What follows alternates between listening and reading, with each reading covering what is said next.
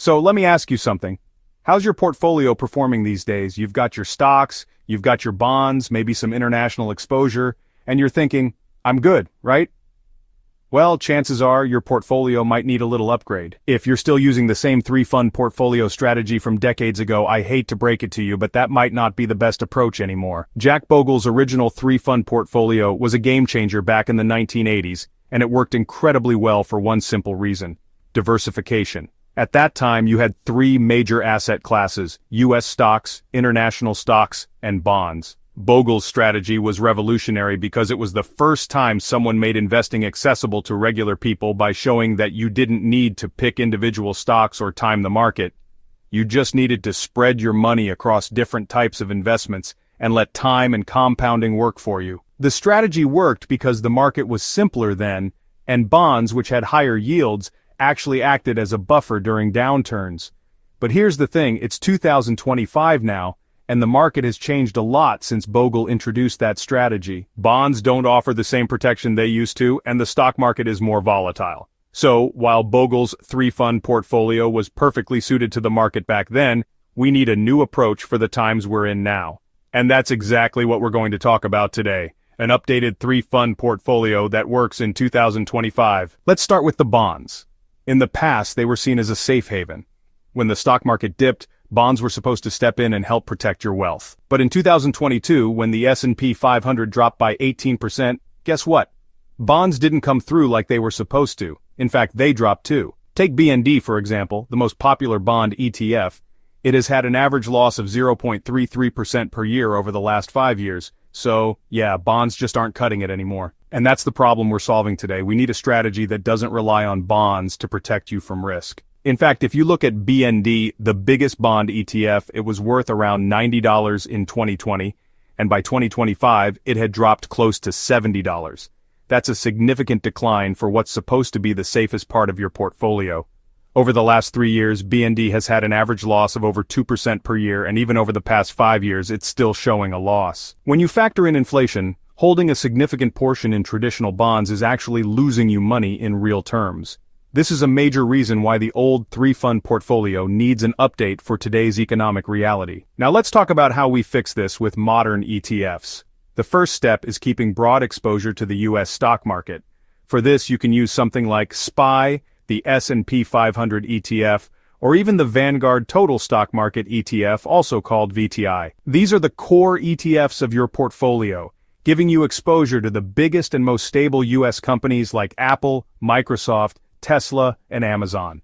Historically, these have averaged around 8 to 10% annual returns, and that's still a solid bet for long-term growth. But the stock market can be volatile, we all know that. When things go south, you need something that's going to hold steady, and that's where dividend-paying ETFs come in.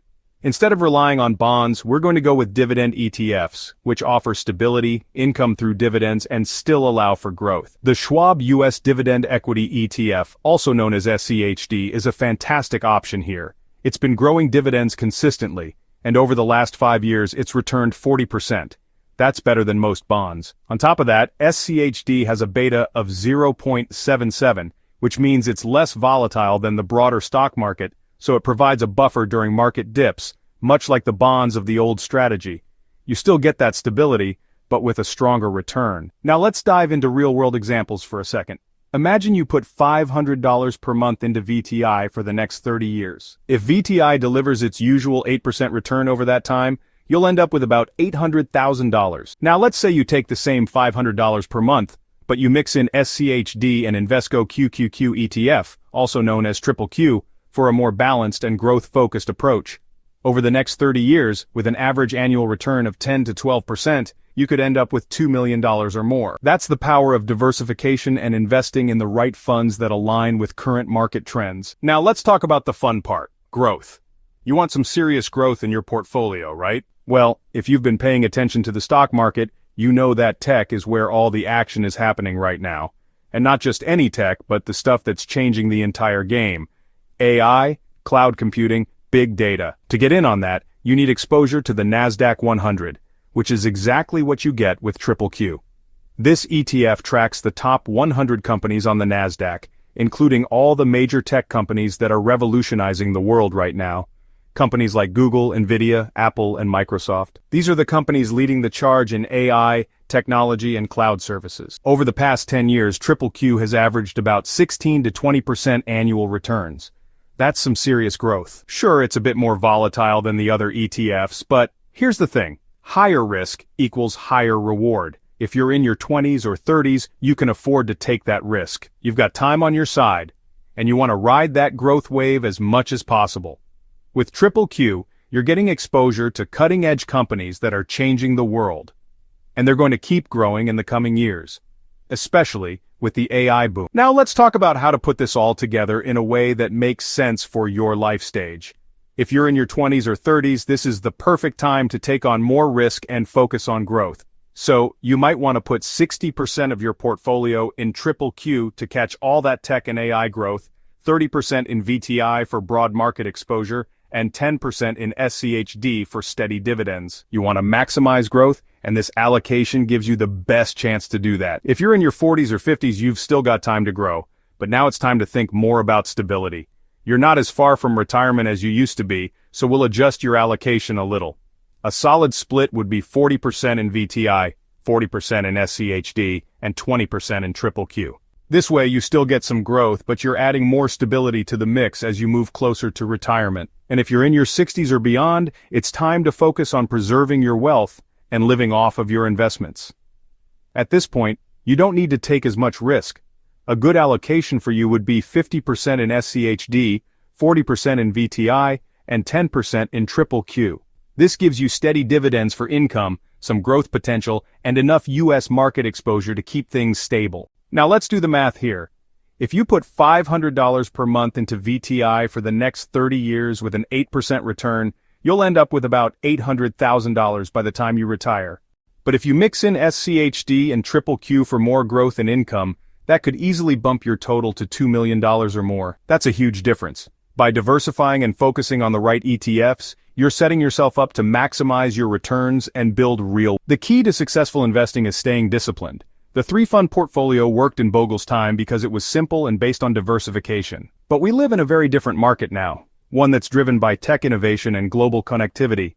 That's why it's so important to adapt to the times and adjust your strategy for today's world. So, here's the bottom line. If you want to make the most of your money, this updated three-fund portfolio strategy is where you want to be. It's built for growth, stability, and long-term success in the market of 2025. With the right mix of ETFs, you'll be able to capture the massive growth happening in the tech sector while still maintaining stability and income for your future. But of course, you have to do your own research too.